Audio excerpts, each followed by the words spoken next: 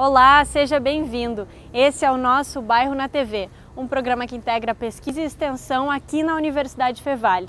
Nesse espaço nós pretendemos discutir a relação consumo, mídia e cultura infantil. Está no ar o nosso Bairro na TV.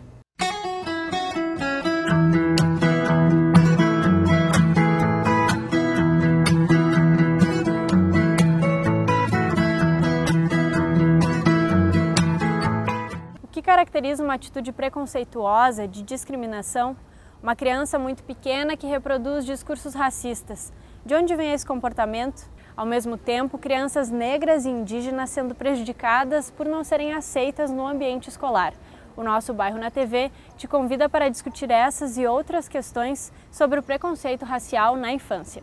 As pessoas geralmente elas confundem muito dois conceitos que são bem importantes para nós compreendermos, que é o conceito de preconceito racial e discriminação racial. O preconceito a gente já tem uma noção pela própria origem da palavra, né? Um pré-conceito, um conceito prévio sobre alguma coisa e que opera muito mais no campo da subjetividade.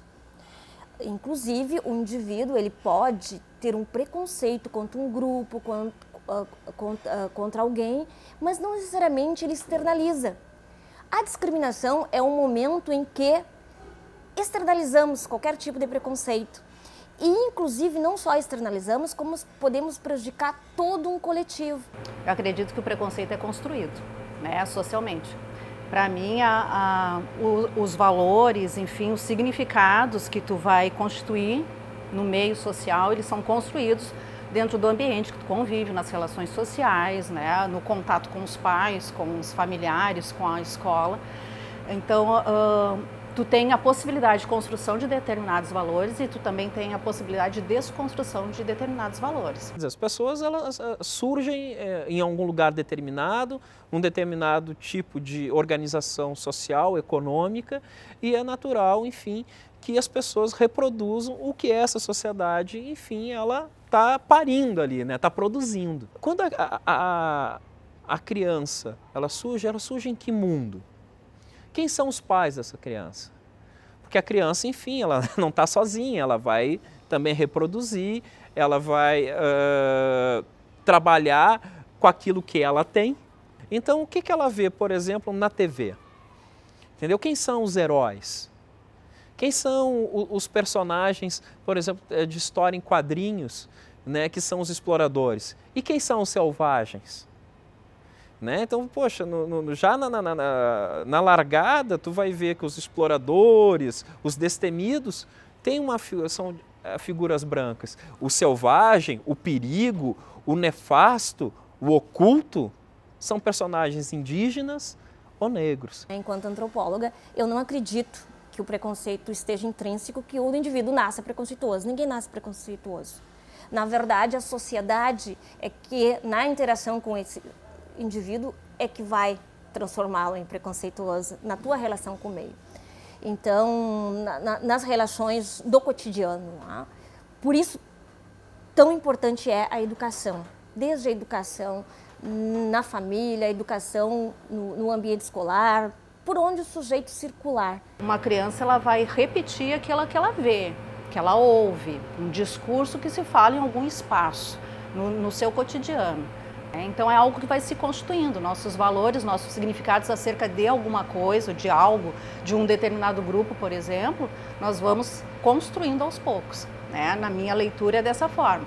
E assim como eu construo de forma que muitas vezes pode ser negativa ou ter um peso negativo, tu também consegue, né? Eu sou sempre uma otimista nesse sentido, desconstruir valores, né? E colocar outros no lugar desses. Né? Então, por isso que eu acredito, por exemplo, que o espaço escolar não só, mas o espaço escolar, a escola, tem uma grande responsabilidade. Né, de lidar com perspectivas de diversidade, de pluralidade, justamente para trazer à tona essas questões que muitas vezes, de forma consciente ou inconsciente, vêm, né, do espaço familiar, das vivências, do cotidiano da casa, enfim. e acabam chegando até a escola. Ela não é a única responsável, mas ela tem um papel preponderante. As escolas estão muito presas à questão da Semana da Consciência Negra e aí acabam delegando quando tu tem um professor, um educador negro ou com algum tipo de engajamento que daí, isso aí é a tua cara, então você deixa, é isso que normalmente tu percebes que acontece. A aplicação da lei, que aí sim é um diálogo um pouco mais profundo do que uma Semana da Consciência Negra, isso ainda falta nas escolas. Quer dizer, a pegar a direção, sentar com seus educadores, nós vamos trabalhar de outra maneira, nós vamos fazer um trabalho interdisciplinar, nós vamos, enfim, fazer com que essa lei ela se efetive realmente não só no 20 de novembro, mas realmente em todo o currículo escolar. Para mim, eu acho assim, muito natural. Para mim é muito natural trabalhar com isso, né? Eu comecei a trabalhar com isso já há muito tempo, muito antes da Lei 10.639. Então, é algo natural. Eu não vejo assim que nas crianças eles demonstram algum tipo de preconceito, alguma diferença quando tu está contando um conto que tem um personagem negro ou não. Uma coisa é a criança se dar conta da diferença. Nós somos diferentes. Né? Eu, enquanto mulher, por exemplo, eu tenho um corpo que é diferente, anatomicamente diferente. As crianças elas vão perceber essa diferença, tanto pela questão de sexo, pela questão racial, enfim. Olha a importância do meio, da sociedade, para que ela construa uma atribuição positiva em torno dessa diferença. Essa atribuição positiva é que é fundamental e que deve ser estimulada. Quer dizer, quais são os nossos valores? Entendeu? Steve Biko, em um dos seus textos, diz que a civilização europeia ela foi realmente muito interessante no sentido de produzir realmente grandes indústrias, grandes armas, né? Grande tecnologia, mas coube à África realmente desenvolver, né, o humano. E eu acho que é isso que a nossa escola tem que caminhar, para desenvolver o humano, a emancipação humana, outros valores que não aqueles individualistas, né, próprio do mundo capitalista, mas aqueles que as sociedades originárias aqui no Brasil e as sociedades africanas primavam. Né? Essa é a visão de mundo que nós queremos construir, que é a visão da solidariedade que esses povos são portadores, tanto indígenas quanto africanos. O Brasil, durante séculos, esteve em dívida com a população negra, mas ações afirmativas para negros, pardos e indígenas têm feito a diferença na mídia, na educação e nas relações. Alguns exemplos positivos são as cotas para ingresso nas universidades e a Lei 10.639, que torna obrigatório o ensino da cultura e da história afro-brasileira e africana em escolas públicas e privadas, do ensino fundamental até o ensino médio. A partir dos anos 2000, o Brasil ele entra num processo bastante interessante de visibilidade dessa discussão. Essa discussão não é que não existia antes, ela existiu, mas nos anos 2000, eu costumo dizer que é um marco por dois motivos. Não só porque tem a elaboração, formulação e implementação da Lei 10.639, mas essa discussão ganha visibilidade por causa das ações afirmativas como um todo. Por exemplo, a discussão em torno das cotas raciais. E aí, não interessa se as pessoas são contra ou são a favor das cotas raciais. O importante é que isso ganhou visibilidade. O advento da lei ela vem num conjunto de políticas de reparação, quer dizer, no momento que o Estado brasileiro ele reconhece que tem uma dívida com a população afrodescendente, começa a surgir uma série de iniciativas em favor da população negra no Brasil, né? Começamos ainda lá no Fernando Henrique, no governo Fernando Henrique, a questão das cotas, né? Lembrando que o Brasil foi apontado nessa época como um país racista, né? E aí o governo teve que enfim, tomar uma medida emergencial, né? E uma delas foi essa questão das cotas. Depois ali no governo Lula nós começamos então a tratar da questão educacional. E aí sim, aí nós temos o advento da Lei 10.639, 2003, né, que depois vai ser, enfim, incluída aí a questão da história do indígena, e ela é a 11.645. Então o advento da lei, ela é muito importante justamente para suscitar o debate, mas para trabalhar principalmente uma quebra de hegemonia do pensamento europeu. Quer dizer, a nossa escola ela foi formada tendo como referência a Europa. É uma escola eurocêntrica, né? E quando entra então o tema da história e cultura africana, ela vem para quebrar esse paradigma. E aí então potencializar, aí sim, a história do continente africano e das suas referências positivas, lá no continente africano e aqui no continente americano, né? Ela abre espaço para trazer elementos da cultura negra, por exemplo, ou da cultura indígena, melhor dizendo, das culturas indígenas, das culturas negras, para dentro do espaço da escola, que muitas vezes não era valorizado. Nós tínhamos uma padronização, digamos assim, de se pensar tanto a formação brasileira, a cultura brasileira, através de um único viés cultural, principalmente europeu, que foi muito importante e é muito importante para a formação do nosso país. Mas não se abrir espaço para discutir, trazer à tona elementos históricos que trouxessem esses outros sujeitos. Eu acredito, assim, que o professor já sempre trabalhou com isso. Só que, claro, trabalha um pouco mais por quê? Porque daí, com o advento da lei, surgiu mais material. Isso sim. Muitas histórias, na literatura, muitas pessoas escrevendo sobre isso, com esse tema do preconceito. Teve uma enxurrada de publicações de recontos africanos, assim, de vários autores. Então, isso ajudou. Mas, ao mesmo tempo, a gente tem que ter cuidado, porque, ao mesmo tempo que ajudou, tem uma enxurrada muito grande de coisas que não são de qualidade, né?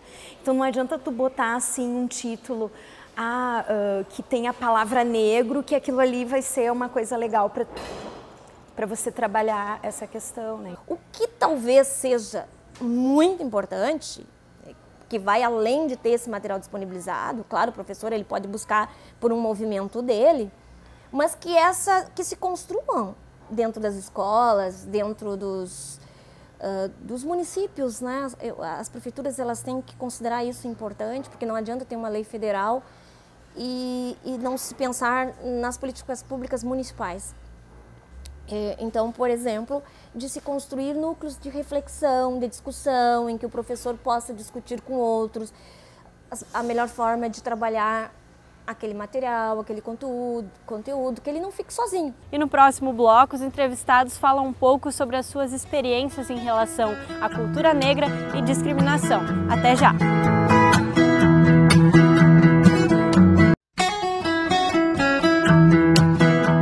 Depois de assumir o racismo no país, o Brasil vive um momento onde tenta levar esse reconhecimento para a vida cotidiana em diferentes espaços, fazendo com que a mudança aconteça de fato.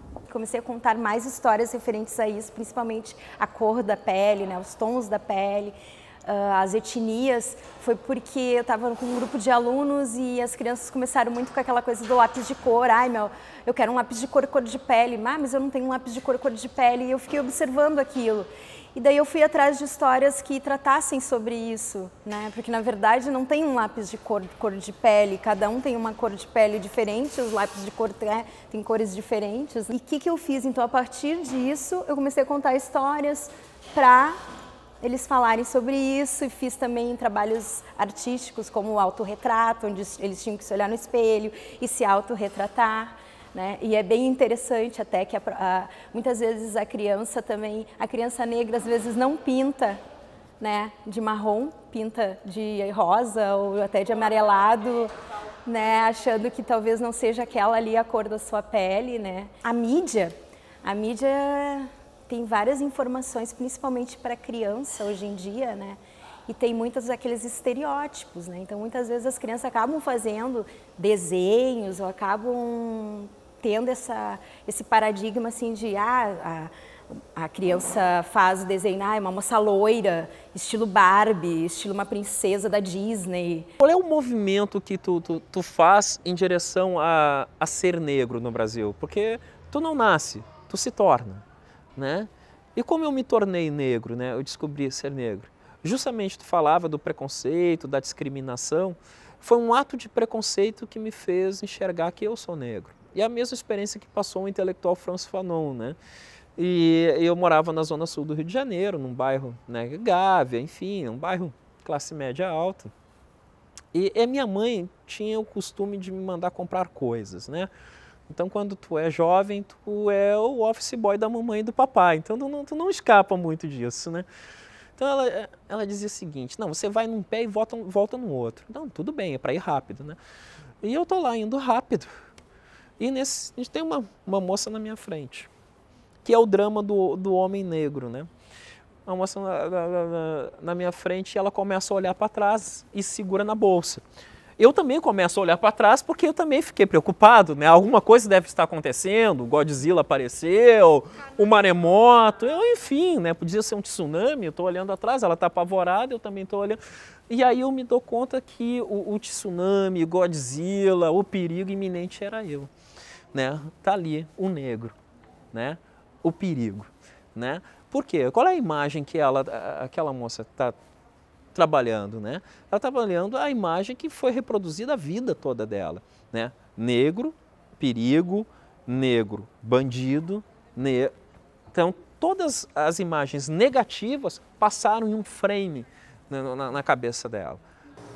Precisamos que esse reconhecimento formal aconteça na vida, nas relações entre as pessoas, e que as pessoas se deem conta que isso precisa mudar, que isso precisa ser alterado. Hoje tu não admite mais, pelo menos não é para se admitir, que tu fale de um padrão de beleza único, branco, olhos azuis, cabelo liso, que a gente sabe que existe, é belo, maravilhoso, mas que existem outros padrões de beleza, né? Então, como é que uma criança negra ou mestiça, se quiser usar essa expressão, uma criança índia vai se enxergar como bela, como valorizada, também não só falando da questão da estética, se eu nunca apareço como uma referência? Na propaganda é dessa forma, na novela é dessa forma, se tu só te enxerga em papéis subalternos, e esse não é o problema, né? Mas onde nós temos, digamos assim, a tradição no Brasil de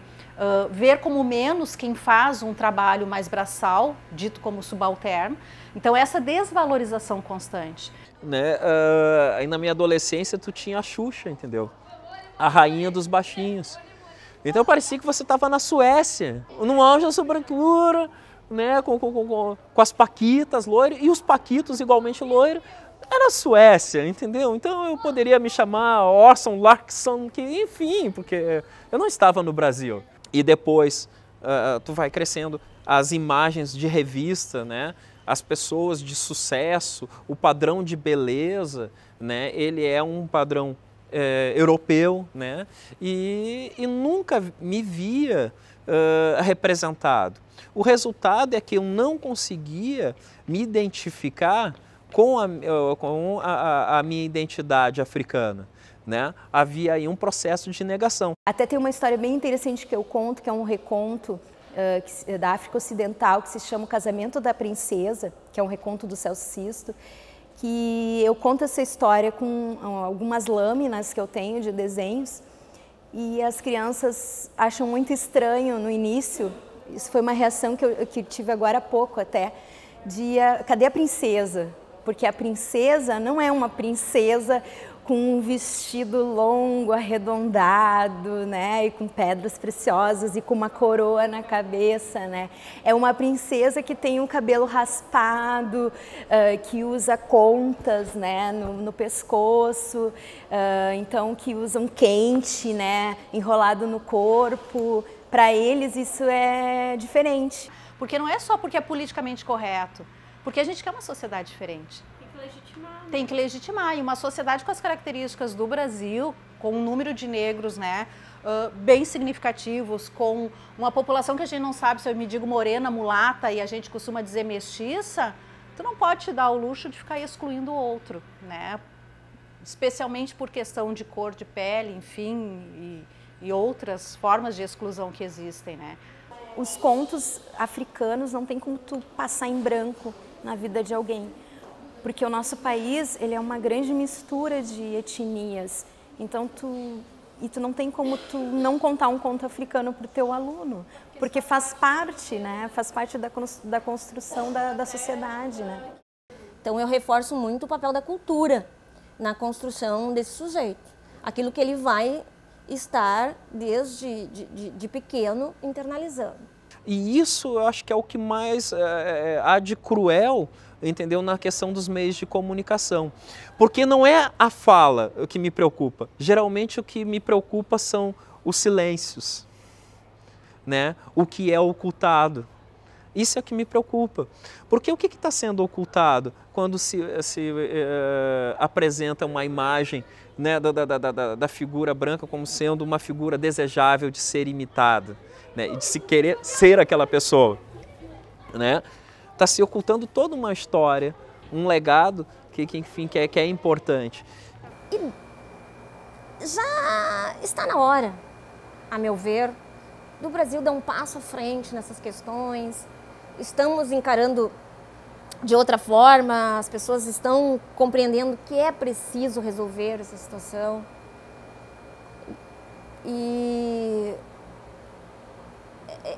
esses atos isolados, eles têm de servir como reforço para esse movimento maior. É interessante que no Brasil a naturalização do que é errado, do podre, sabe, da coisa vil, né, é uma constante. E sempre tem aquelas pessoas que vêm com a ideia de colocar as coisas para debaixo do tapete. Nós não estamos mais vivendo nessa época de colocar as coisas para debaixo do tapete. É pensar que a gente tem que trabalhar essas questões muito mais, para além do Dia da Consciência Negra ou tal do Dia do Índio, né? Isso é trabalho para todos os dias dentro do espaço escolar e é trabalho que todos nós temos que fazer todos os dias nos nossos espaços de atuação e junto com a nossa família, né? Pluralidade sim, diversidade sim, intolerância jamais. O nosso Bairro na TV termina aqui. Na próxima edição vamos continuar discutindo a relação consumo, mídia e cultura infantil. E para rever este e outros programas, acesse a nossa página no YouTube. Até mais!